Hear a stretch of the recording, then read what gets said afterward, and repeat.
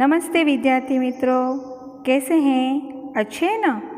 कक्षा 6 विषय हिंदी में इकाई 2 जो काव्य है एक जगत एक लोक, जिसका आज हम अध्ययन करेंगे। काव्य में प्रकृति के तत्व हम सब के लिए हैं। हम सबको समानता से रहना है, बिना किसी भेदभाव के सभी के साथ प्रेम से रहना है। आज मनुष्य की सोच अपनी दुनिया तक सीमित हो रही है। इस काव्य का भाव राष्ट्रवाद की संकीर्णता से ऊपर उठकर विश्व बंधुत्व की भावना विकसित करना है। यह संसार बहुत बड़ा है। संसार में बहुत से देश और बहुत सी जातियां हैं। सब एक ही धरती पर रहते हैं। धरती सबकी माता है, इसीलिए सब भाई भाई है। इस कविता में विश्व बंधुत्व की भावना सब में प्रकट हो, यह भाव प्रस्तुत किया गया है। तो चलो विद्यार्थी मित्रों, हम सब मिलकर काव्य को सुनेंगे और ध्यान से इसका राग भी आप सीखेंगे। तो शुरू करें काव्य का गायन। एक जगत एक लोक सबका है एक मान। एक जगत एक लोक सबका है एक मान। एक चंद्र एक सूर्य एक भूमि आसमान। एक भूमि आसमान एक भूमि आसमान। एक जगत एक लोक सबका है एक मान।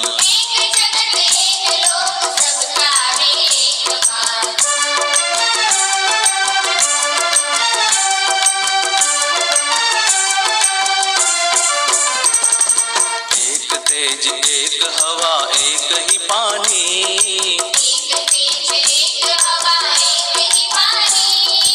एक तेज एक हवा एक ही पानी।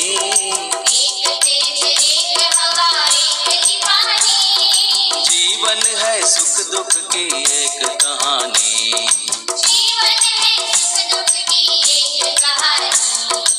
एक देह एक रक्त एक देह एक रक्त। एक देह एक रक्त एक अस्थि एक प्राण। एक जगत एक लोक सबका है एक मान।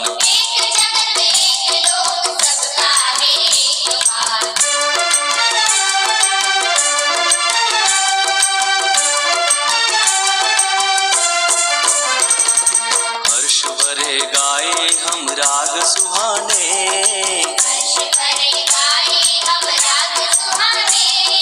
हर्ष भरे गाए हम राग सुहाने।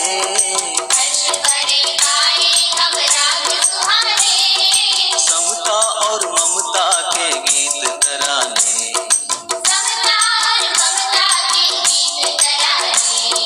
घर घर में गूंज रहा घर घर में गूंज रहा। घर घर में गूंज रहा निश दिन यह मधुर गान। एक जगत एक लोक सबका है एक मान।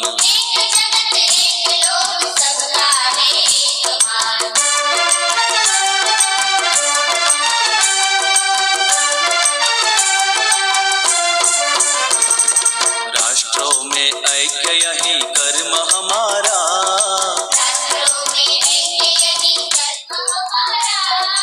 राष्ट्रों में ऐक्य यही कर्म हमारा।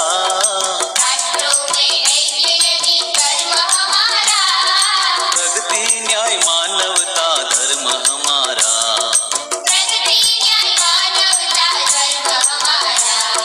हिल मिल के लहराए हिल मिल के लहराए। हिल मिल के लहराए विश्व शांति का निशान।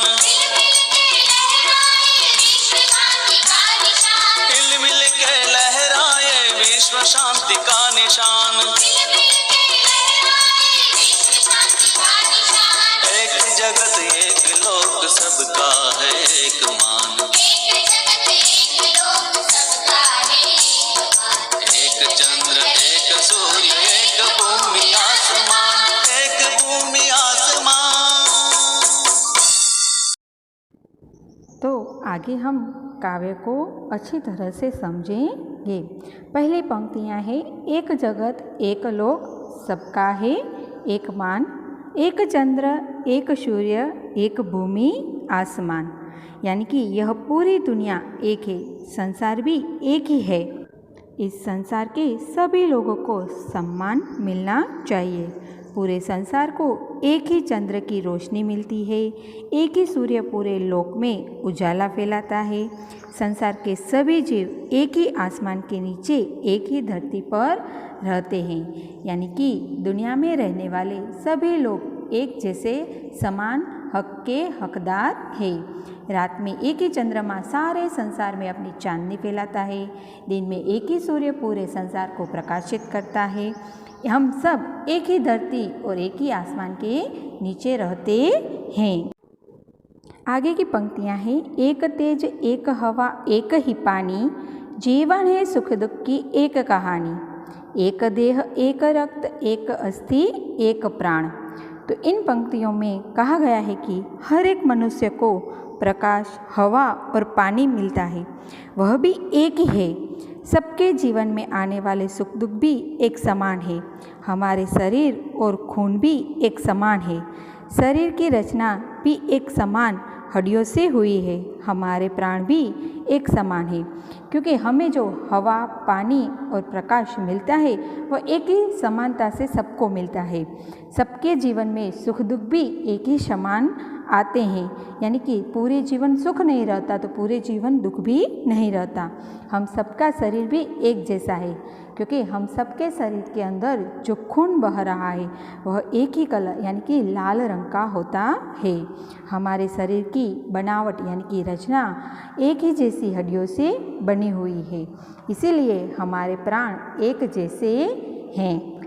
आगे की पंक्तियाँ, हर्ष भरे गाए हम राग सुहाने, समता और ममता के गीत तराने, घर घर में गूंज रहा निस्दिन यह मधुर गान।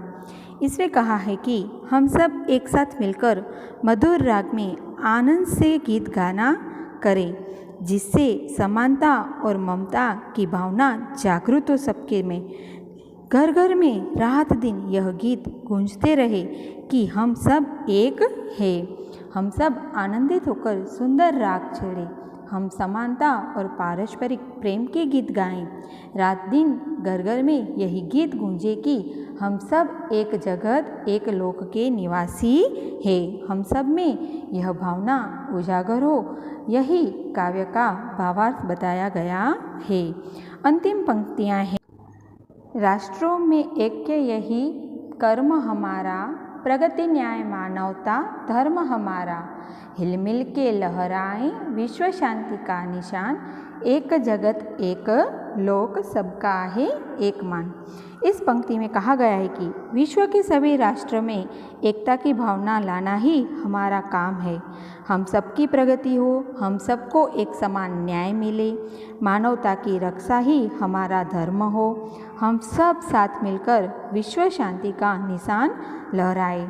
संसार के सभी राष्ट्रों में एकता का भाव लाना ही हमारा सबसे बड़ा कर्तव्य होना चाहिए। हम सब मिलकर प्रगति करें, हम सब के साथ न्याय भी हो, मानवता की रक्षा भी हम करें, यही हमारा सबसे बड़ा धर्म होना चाहिए। हम सब मिलजुल कर विश्व शांति के निशान यानी कि झंडे को हवा में लहराएं और इस तरह अपनी एकता को साबित करें। तो इस काव्य में सभी में विश्व शांति की बात हो, सबको विश्व बंधुत्व की भावना मिले और राष्ट्रवाद की संकीर्णता ऊपर उठकर सब एक समानता से रहे, यही भाव प्रस्तुत किया गया है।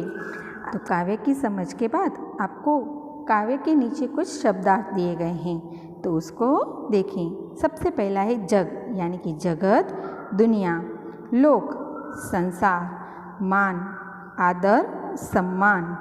भूमि, जमीन, धरती। तेज, प्रकाश, देह, तन, काया, शरीर। निस्दिन, हर रोज, रोज। रक्त, लहू, खून। अस्थि यानी कि हड्डी। हर्ष, आनंद, प्राण, जान, जीव। तराना, गीत, गान। प्रगति, उन्नति, विकास। ऐक्य, एकता। राग यानी कि स्वर, ताल और लय युक्त संगीत। गान, गीत। निशान, चिन्ह। तो यह आपको शब्दार्थ दिए गए हैं। यह शब्दार्थ आपको समानार्थी रूप में यानी कि पर्याय के रूप में भी पूछे जा सकते हैं और कुछ शब्दार्थ ऐसे हैं जो आपको शब्द समूह के रूप में भी पूछे जा सकते हैं, जैसे कि ताल और लय युक्त संगीत। तो एक शब्द में इस पर क्या कहेंगे, तो राग या स्वर। तो इस तरह आपको शब्दार्थ पूछे जा सकते हैं। आगे है अभ्यास, जिसमें आपको प्रश्न 1 है, निम्नलिखित प्रश्नों के उत्तर दीजिए। पहला प्रश्न है, एक जगत एक लोक ऐसा कवि ने क्यों कहा है। तो हम सब जानते हैं कि यह संसार एक मानव लोक है। एक ही चंद्रमा सारे संसार में अपनी चांदनी फैलाता है। एक ही सूर्य सारे संसार को प्रकाशित करता है। दुनिया के सभी लोग एक ही धरती पर और एक ही आसमान के नीचे रहते हैं। इस प्रकार प्रकृति के तत्व हम सब के लिए एक है। इसीलिए कवि ने कहा है, एक जगत एक लोक। प्रश्न 2 है, रक्त का अर्थ समझाइए। तो मनुष्य चाहे किसी भी देश, जाति और धर्म का हो, उसके रक्त का रंग लाल ही होता है। रक्त के रंग की समानता से साबित होता है कि पूरी मनुष्य जाति एक है। भले ही हमारे रूप रंग भिन्न हो, पर भीतर से हम सब एक है। प्रश्न 3 है, हमारा धर्म क्या होना चाहिए। तो हमारा धर्म यह होना चाहिए कि सबकी प्रगति हो, सबको न्याय मिले और मानवता की रक्षा हो। आगे प्रश्न 4 है, हमारा जीवन एक सुख दुख की कहानी है, ऐसा कवि ने क्यों कहा है। तो सभी मनुष्यों के जीवन में कभी सुख के दिन आते हैं तो कभी लोगों को दुख के दिन भी देखने पड़ते हैं। किसी का सारा जीवन न सुखी होता है न दुखी। जीवन में बारी बारी से सुख और दुख आते रहते हैं। इसीलिए कवि ने कहा है कि हमारा जीवन सुख दुख की एक कहानी है। आगे है प्रश्न 2, जो है ऊंचे स्वर में पढ़िए, जो सिर्फ आपको पढ़ना है, नोट में लिखना नहीं है। शब्द कौन कौन से हैं, तो सूर्य, सुख दुख, रक्त, अस्थि, प्राण, गाय, गूंज, हर्ष, ऐक्य, कर्म, प्रगति, लहराए, विश्व शांति, जो सिर्फ आपको पढ़ने हैं, लिखने नहीं है नोट में। प्रश्न 3 है, उदाहरण के अनुसार निर्देशित वर्ण से शुरू होने वाले शब्द बनाइए। आपको वर्ण दिया है, जैसे कि उदाहरण है क, तो क वर्ण से शुरू होने वाले शब्द लिखने हैं। तो आपको दिए हैं कौवा, कमल, कागज, कौशल। उसी तरह आपको ग, घ, ग, च और म से भी शब्द बनाने हैं, जो स्क्रीन पर मैंने दिए हैं। तो यह शब्द आप पढ़ेंगे और फिर अपनी नोट में प्रश्न 3 लिखना भी है। आसान है, यह तो वर्ण पर से सिर्फ शब्द बनाने हैं। आगे है प्रश्न 4, शब्द सारिणी, जिसमें कोष्टक दिया गया है। कोष्टक में से आपको उचित शब्द ढूंढने हैं और उस शब्द के आधार से आपको वाक्य बनाने हैं। जैसे कि उदाहरण के तौर पर बाइबिल, तो उसका वाक्य होगा बाइबिल धर्म ग्रंथ है। उसी तरह यहाँ पर मैंने कुछ शब्द ढूंढे हुए हैं, जैसे कि महाभारत, पारसी, हिंदू, मस्जिद, मुस्लिम, रामायण, अवेस्ता, साईं, गुरु ग्रंथ साहिब, सिख। तो ऐसे शब्द ढूंढकर आपको उसके वाक्य भी बनाने हैं। जो वाक्य मैंने यहाँ पर आपको बताए हैं। इसके अलावा आपको कोई और नया वाक्य आता हो तो वो भी बनाकर आप लिख सकते हैं। अब है गृह कार्य। गृह कार्य में आप क्या क्या करेंगे? तो सबसे पहले काव्य लिखेंगे। उसके बाद काव्य में से आपको जो भी कठिन शब्द लग रहा हो वह 10 शब्द ढूंढकर लिखना है। शब्दार्थ और अभ्यास में प्रश्न 1, प्रश्न 3 और प्रश्न 4 लिखेंगे। अस्तु।